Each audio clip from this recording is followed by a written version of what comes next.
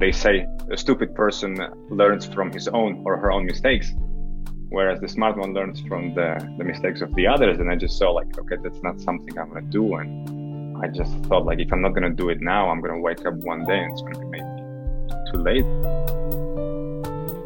Hi, everybody. It's Kristi Piehl. Today's guest left his corporate job to do something many people dream about, but very few people actually do.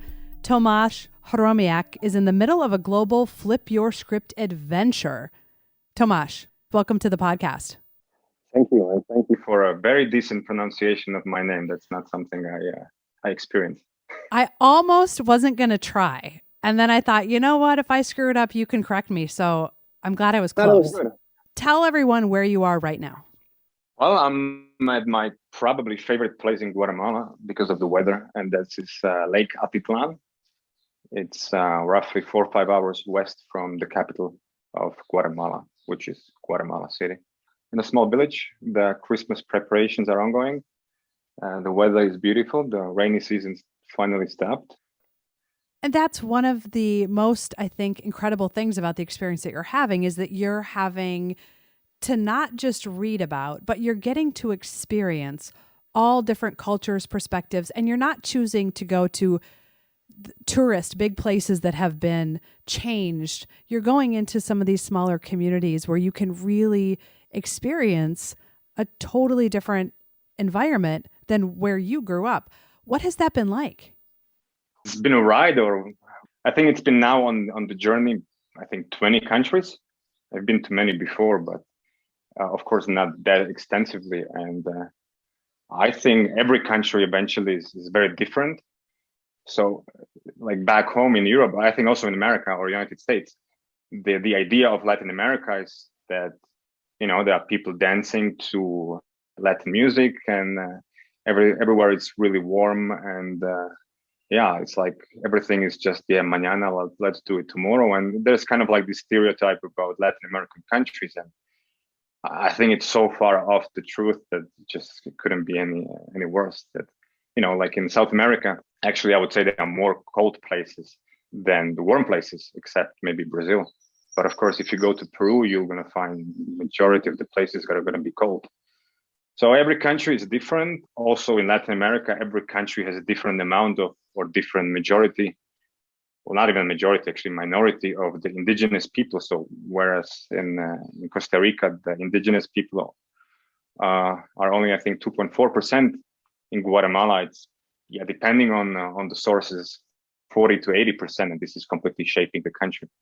And also this is completely shaping my experience. So it's been amazing. And everything is just so different than my country back home, but I love it. I've been to a few also touristy places, of course, just to see how it is. And I don't really miss it. I usually go there just if now in a while, like once in a month, I want to have cappuccino instead of a black coffee, but that's about it.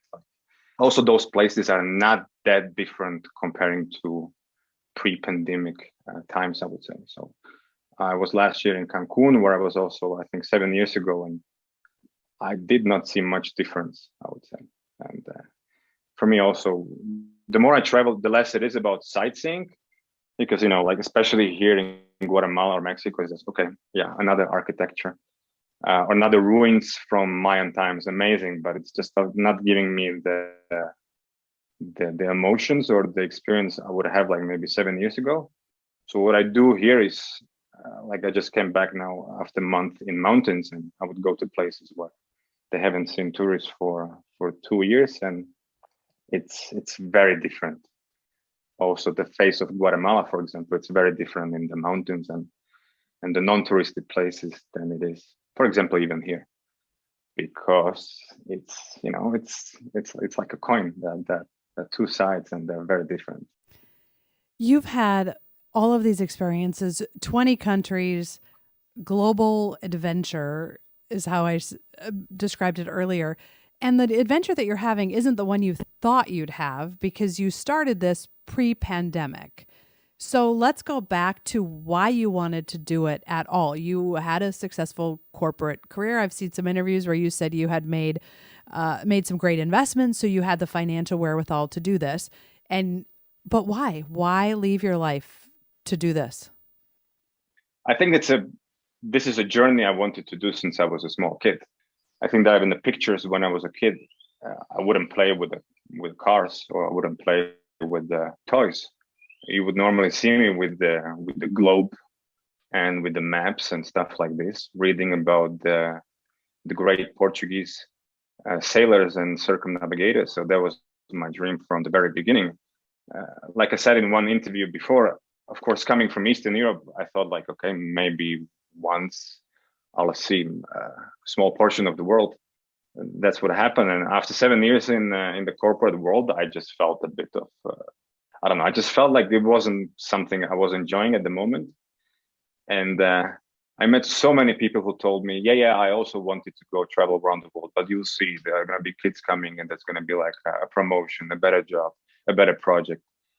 And, they say a stupid person learns from his own or her own mistakes, whereas the smart one learns from the mistakes of the others. And I just saw like, okay, that's not something I'm going to do. And I just thought like, if I'm not going to do it now, I'm going to wake up one day and it's going to be maybe too late. I'll be old.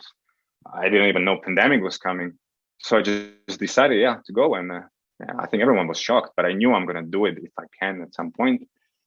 And I just wanted to see the world, because for me, the most essential part actually probably of my life is learning. And the traveling around the world for me is learning every day something new. And it's a vast amount of knowledge, I would say. And it's also something you can experience firsthand, which is very different than reading about it or seeing it on a Netflix or on a documentary. It's just completely different.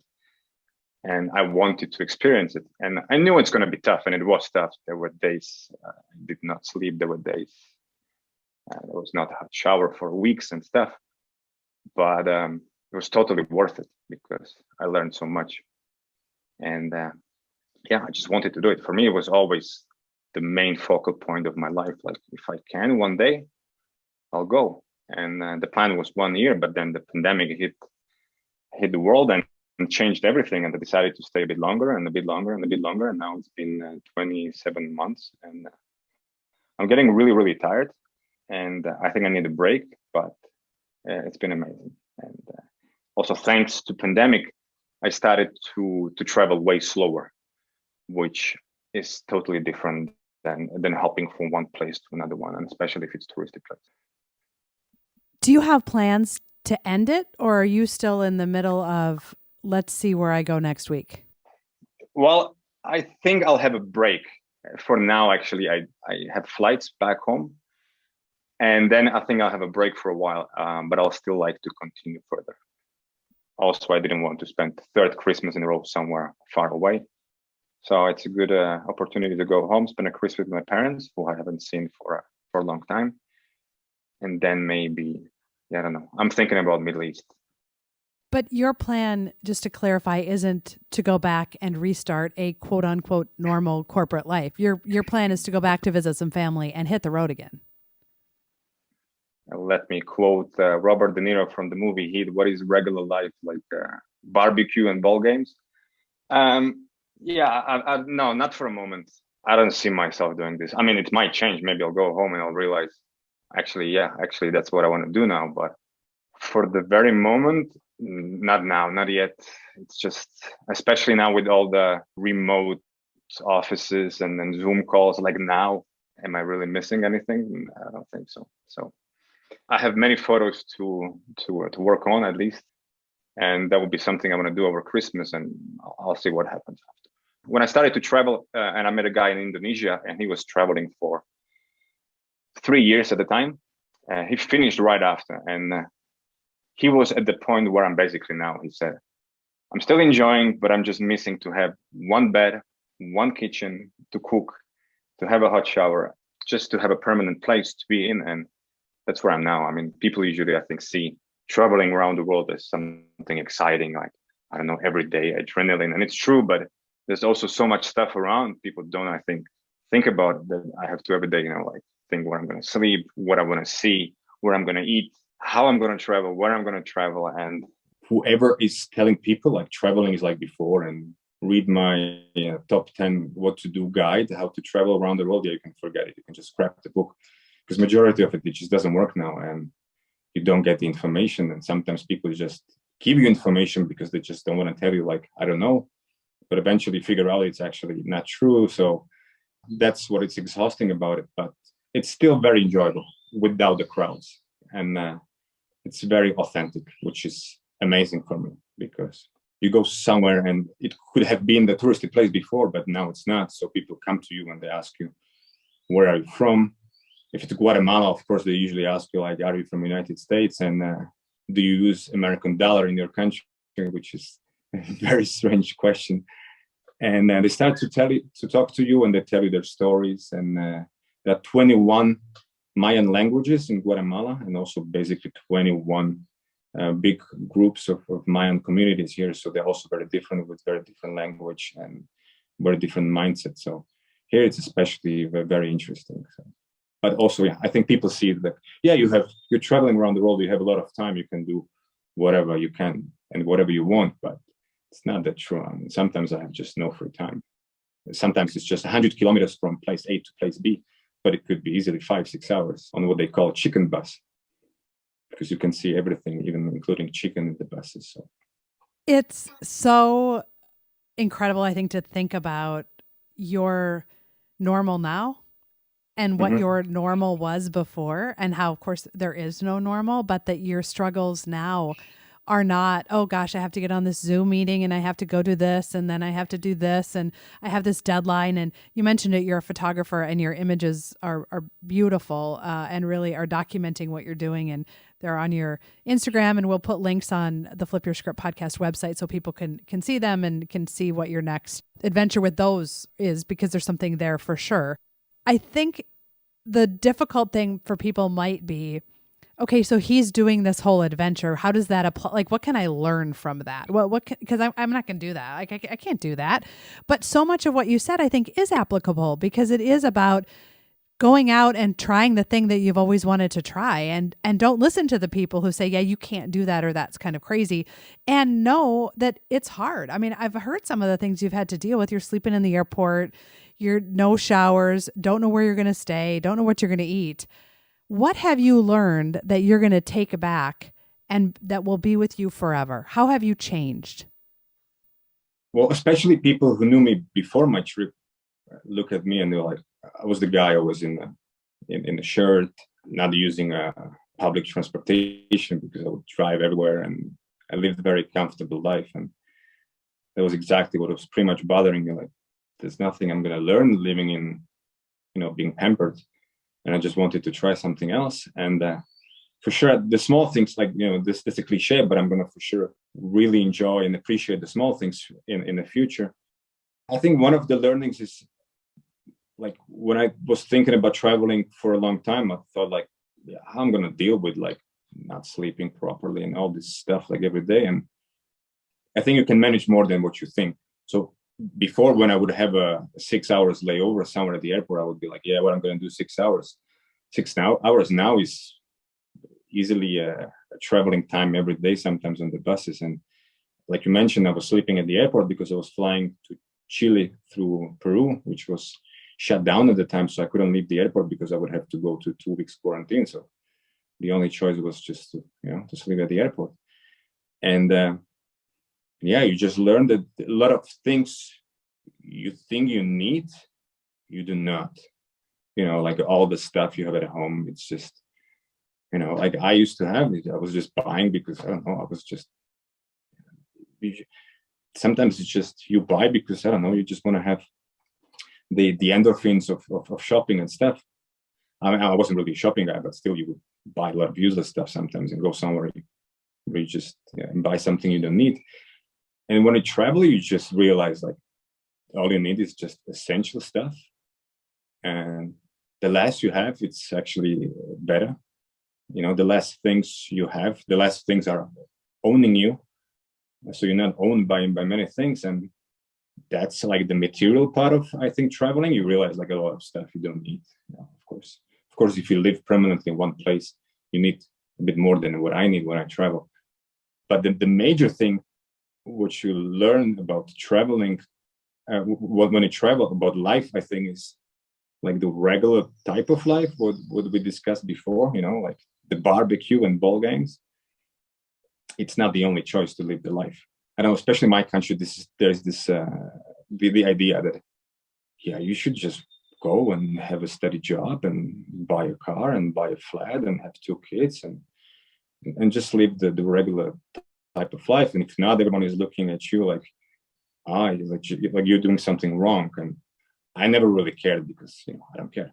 But especially traveling now and meeting these different people in different countries, whereas it could be locals or the people from Europe who moved to different countries. I just saw so many different stories and different life paths that it's not the only way. You can do whatever you pretty much want. I met a guy who is a photographer, a good friend now, in Peru, and he's traveling in a van with a family and just documenting the life in different countries. He was before in Ethiopia and Mauritania and India on a motorbike. And I also met people who used to work for a corporation in UK in cosmetics, and they would just ditch the job and went to Tonga and Polynesia, and they would work in a hotel or be managers for different places. So I think that's like the things back home when you live this corporate life. What I used to also live is the whole notion, the idea of leaving that life is very uncomfortable. Suddenly, like, you don't have a job maybe for a while, and so you feel like maybe I'm doing something wrong. But after a while, you just realize like it's a social construct, right? Like working from 9 to 5. I mean, that's not the only way. So, I mean, I don't want to say like this cliche, like you can be whatever you want, because that's not true. If 1,000 people want to be American president, then everyone is going to be American president. Which, P.S., is not a very good job right now. Like, nobody wants to be the American president right now. I mean, yeah, well, maybe the previous one. True. That is true. That's a true story. Yeah, but for sure there are things you can do, or you can at least try. At least trying, even if it doesn't work. I think that's the major thing to do in life as well, like just to try at least. There's so many movies where people, are dying or they're old and so like, yeah, I just wished I tried at least. And it was also learning for me during life because, I would be basically raised by movies as a kid. And, you see all these stories, and for sure they made up a lot of them, but you see in the movies people saying like, yeah, I just wished I tried this and that. And I just told myself, like, I'm not going to be that guy. So even if it doesn't work, like, I'm traveling now, maybe it doesn't work. I have to go back to corporate life and I'll have the job I had before, but it doesn't matter. I tried, or at least I did something what I wanted. And for sure, a lot of people want to do something, maybe like traveling around the world, and they don't have the resources or the time, or they have family. They just can't, or maybe just not experience, or I don't know, they just don't have the courage. That's fine. But the worst thing is if you have the resources, if you actually can, but you chicken out. And that's what I told myself, like, okay, I actually can go. And if I don't, it's just some kind of excuse which I'm going to create just to not go. And that's the worst. If you can't, it's fine. But if you can and you don't go, like that's the worst, I think, worst case scenario at all. Because you'll never know if you don't try. And nobody wants to be the person on their last day on this earth saying, boy, I wish I would have done this, and I wish I would have done this, and I wish I would have done this. It's actually the only stipulation we had. Our son's a freshman in college, and the only thing we said that you have to do is study abroad. This is the time of life. Go experience the world somewhere else for a while, because you can go on vacation, and we've taken them, our kids, traveling, and we want them to experience and to see that the world is a lot smaller than you think, and people are people. There's so much you can learn from traveling, but there's very few times in life when, for most people, they think it's okay to be able to do that. And you have to experience and touch it and feel it. You can read about cultures all day long. And not, to your point, not everyone can. But when you have the opportunity, and if that's something you want to do, go. You won't regret it. And you can always come home. Yeah, that's what I think. Of course, what I believe after traveling for so long that traveling is not for everyone. So I know people who told me like, I see nothing great about what you're doing. And I said, yeah, I mean, fair enough. It's fine. If it's not for you, you prefer to be at home. I completely respect it. And I think actually it's great because there is today this kind of idea that everyone should go and travel. I don't think so. Then I see a lot of people who would just kind of like, there was this peer pressure. Yeah, you should travel as well. You should go to Bali and Dubai, and people go. And then I see they are there and they take photos, like pretending they enjoy it, but they do not. Like all they dream about is just to go back and be finally back home. And so I don't think traveling is for everyone. And that's fine. I think people should just admit like, no, I have another value, or I have other values. I mean, or I just want to have a good car or better home, and it's completely fine. But if you can and you want to go, yeah, just go, I would say, because people always say usually, especially in Western Europe, like now it's not a good time, next year after. And then suddenly they say, oh yeah, but I don't want anymore. Or now I'll go when my kids are big. And maybe you go, it's fine. I mean, I have now, I know a guy on Instagram, he saw me, I think, on one of the interviews, and he wrote me, I think 2 days back, that I think he's 50 years old, from Canada. Or if he's going to listen to this, then hello. And he's going to now backpack Latin America. And it's fine, yeah. There's no appropriate age to do this, which is, I think, fine. It's just, yeah, if you can, just do it. But if you don't want to, also don't force yourself just because someone told you like you should be traveling because the influencers do. No, if you just don't like it, or if you just want to go for 2 weeks, it's fine. A lot of places where the tour guides will tell you have to go, it's a must. No, if it's not for you, just don't go. When we come back, I'm going to ask you the question that I'm sure everybody is wondering. Where's your favorite place? So just hang on and we'll be right back. Flip Your Script is produced by Media Minefield, an agency specializing in earned, owned, and paid media. With clients all over North America, Media Minefield was founded on the belief every story has value, and the power of a story is unlocked when it's shared. Oh yeah, Media Minefield's my favorite agency because I started it in 2010 when my 12-year television news career ended. I won some Emmy Awards, got to tell some incredible stories, met some amazing people, and then I was laid off. And that's enough of my Flip Your Script story. You can hear it and others by subscribing to the podcast. And if you like what you hear, don't forget to rate and review. And now back to today's guest. A lot of people who have listened are fascinated to know of all the places you've traveled. And I know your adventure isn't over yet, but of all the places you've been, where's your favorite spot and why? And would you go back? Yeah, usually people ask me this, but it's very difficult. I think yesterday I hit the day number 800. So we can theoretically say it's 800 different places, even though it's not. Because, some places longer, of course. But I can just mention maybe a country where I felt like really differently. And that would be Japan. There's just something different. Especially if you go outside from the big cities and you just observe the stuff and how the things are done. It's so different, and I like the system and things and organization, and I love silence, which is tough in Latin America because it's always noisy. So I loved in Japan, you go into a train which is packed and it's just it's silent. I loved it, especially if you travel for long, you become very sensitive to noise, I think. And so that was a very special place. I also loved southern Chile. That's also a special place. The mountains are in many places.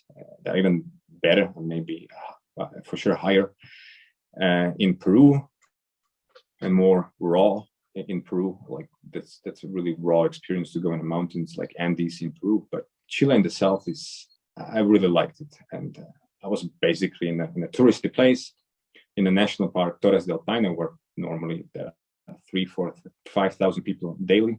When I was there, I think we were like 30. So it felt very special also because of this maybe, but this was really a special place as well. And but to just say one spot, it's impossible, I think. It would be way easier to mention the places I did not like, I think. That's just easy. That comes to mind really, really fast. Okay, how about your least favorite place? The place you for sure would never go back, even if someone said, here's a whole bunch of money, go back. I would not go back to Tulum in Mexico. Especially now, I would not go. People love it. And that's especially because that's one of the places where I've been twice in my life, in 2014, I think, and last year. And that's the perfect example of the, let's say, development. For me, just the wrong way. And it hit actually wrong way, really. The last month, they had so many shootings, I think, among the gangs that now they have like a tourist military protecting the tourists. And it just became a tourist trap. So I would never go there again, for sure. And I would never go again I would go now, but I would not go again to Angkor Wat, which is the famous architecture place and historical place in Cambodia. A set of beautiful buildings from the Empire, a couple of hundred years back. And it's beautiful. It's famous from the movie The Tomb Raider, where was Angelina Jolie, like in a couple of ruins. And there is even a spot where they call, I think, Tomb Raider spot or something. People go and take a photo. And it's beautiful. It's amazing. But it was just so touristy. I just wanted to go away. So, like on the normal touristy times, if someone offers me like, I don't know, like here, $1,000, go back, I would be like, yeah, thank you, no way. Sometimes it's not a place, it's just the whole atmosphere, because it's just, it's just over touristy. And yeah, but Tulum would be also for sure, Angkor Wat, but it's usually because of the impression I had. So I know also a lot of people who hated Cartagena in Colombia because it was just touristy and packed and too many dogs with the traces they leave on the streets, to say it in a nice way. And when I was there during pandemic, it was amazing. One of the best places I've seen in South America. So it just depends when you go and how you go as well. And I think Cartagena, Romancing the Stone, the movie. So it's funny, a lot of the places you mentioned, there's like a movie component. So I think people have in their mind, this is what it's going to be like based on this fictional thing. Yes. Even though actually it was filmed, I think if I'm correct, I think in Veracruz in Mexico. So it's actually not, what you see is not Cartagena, but yeah. So much of that is the people see a place in a movie and it's so different because the movie wasn't actually there. So yeah, sure. Like you have many times a movie which is like in Jerusalem, but it was actually shot in Malta or Cyprus. So you go there and you realize, well, that's not it. So Cartagena it's actually really nice, I think. But on a touristy day, maybe not. I don't know. Well, that's the thing about traveling too, is that everyone who travels brings their own background and experience with them. And depending upon what happens in the place you are in and who you meet and the conversations you have and even the weather and where you're staying shapes your experience there. And then you take with you back what happened, and that changes you a little bit. And the amount of time you spent away with all these different people must have really changed just your perspective. Do you spend a lot of time in nature, outdoors, just taking it in? You said you like quiet, or are you finding the most value from having conversations with people who live there? Well, I'm a lot in the nature, I would say, way more than in the past. So I think that could be also surprising for people who know me, because I used to live in Austria for 7 years on the border with Switzerland. The things to do is basically to go in the mountains, nothing else. And I would not. I literally went maybe to mountains 3 times in 7 years because of why would I go?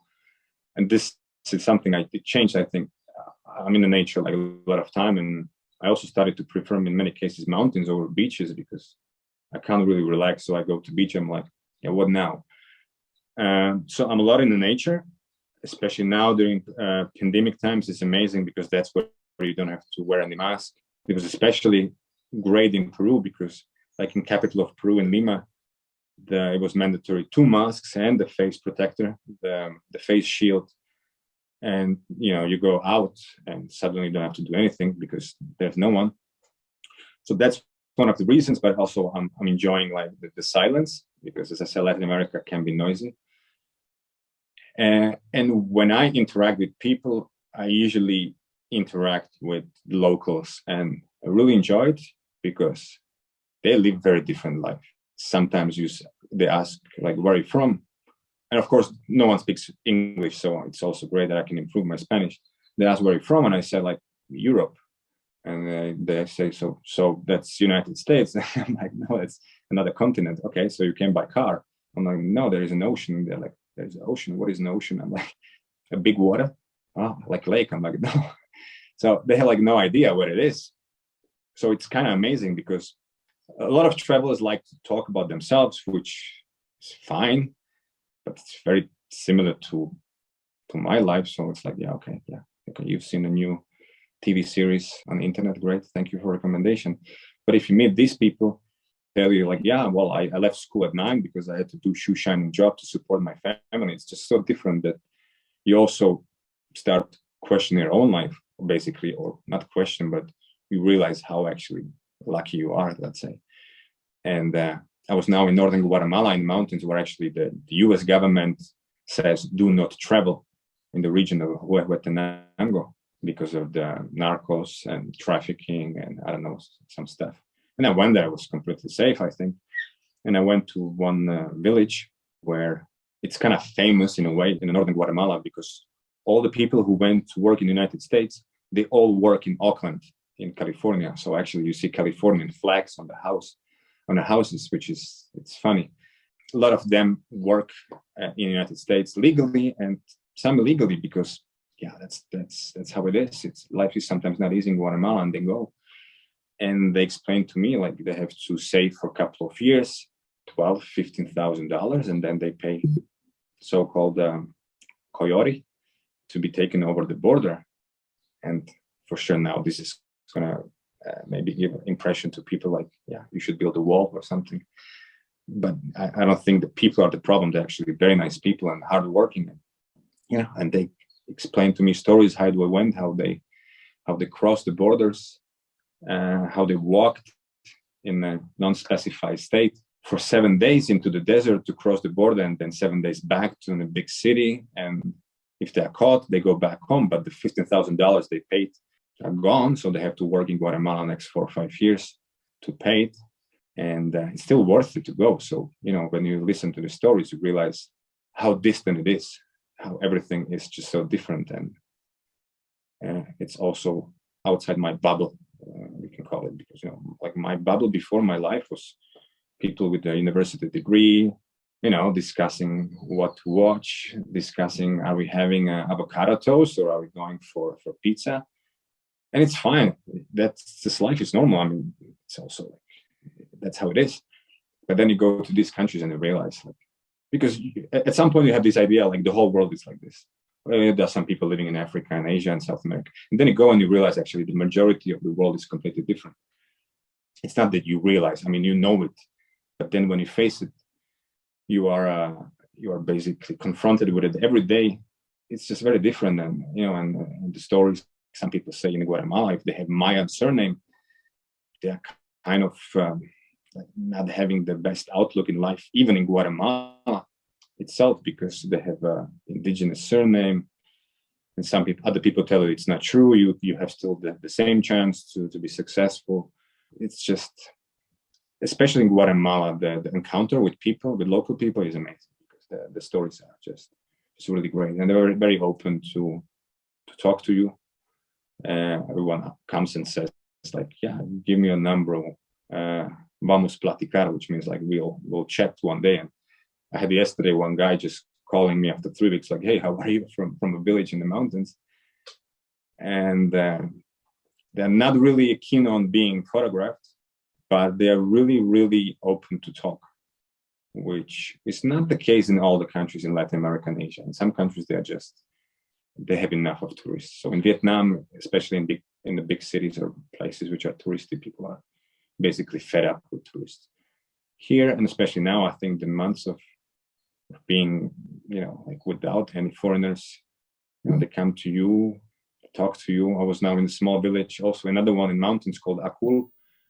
And I went to church because the church here is really enjoyable in a way. They have a lot of evangelists, which have the masses with a lot of singing and the modern music. And I went in, and the priest came to me and asked me where I'm from and so on. And then he introduced me to the whole church, like, yeah, we have a visitor from Europe. He's a Catholic. We feel sorry for him as a joke, but it's fine. He's also a believer. He's not like us, but he's a Catholic, but it's fine. And very nice people, And it's also like in one of the regions, but they say, do not travel. To get there is not safest because of the buses, but once you get there, it's really cool. And the kids are coming to you like, is it a drone? And I'm like, yeah, you've seen it before. And he's like, no, only on the internet. I'm like, yeah, you want to see? And then they're completely like looking at like a space shuttle, and you talk to them and stuff, and they're really, really humble. So this is something I'm really enjoying, but it's also sometimes difficult. And whenever anyone is willing to open up their world to you and share their story with you, it's just such a privilege. And you've been able to hear that place after place after place, which is such a gift. And I could keep hearing your stories for much time, but I know that you probably have to figure out where you're going tomorrow and where you're going to eat and where you're going to sleep. So I'll ask you the final question, which is something we ask everyone at the end of the podcast, which is there a quote or something that has helped you as you've dramatically flipped your script? If I would have to like say one quote which I really like and it just stick to my mind, then that would be from my studies. I had the exchange semester in Portugal 11 years ago, and a famous writer from Portugal wrote once, it's also very popular quote, it goes like, valeu a pena, tudo vale a pena se a alma não é pequena, which means, was it worth it? Everything is worth it if your soul is not small. And that basically, I think somehow works with me, that it doesn't matter eventually if it worked, like even here, if I go back to corporate world, it's fine. It's about trying, it's about like taking the lesson, it's about just doing it. Even if you mess up, it's just worth it because you did it. And that's, I think, the crux, the most important point for me. Just do it. Yeah, it might not work out. It's still better than to regret in 20 years you haven't done that. That's way worse in my eyes. Thank you for taking an hour out of your travels to talk with us. I appreciate it. Thank you very much. There were so many things to take away from the conversation. I think the things that will stick with me is that there isn't just one way to live. There isn't one way to dream, and there's no time like the present to do your dream. My hope is Tomas's story empowers you to believe you're capable of more than you think, to discover motivation, to uncover inspiration, and to find the strength to turn the page. Thank you for listening to Flip Your Script, hosted by Kristi Piehl and produced by Media Minefield. If you like our message, please be sure to give us a 5-star rating, subscribe to the show, and share our episodes with your family and friends. Do you or someone you know have a story about flipping your script? We'd love to share it. Contact us on our website, flipyourscriptpodcast.com. To stay up to date on all things Flip Your Script, make sure to follow host Kristi Piehl on social media.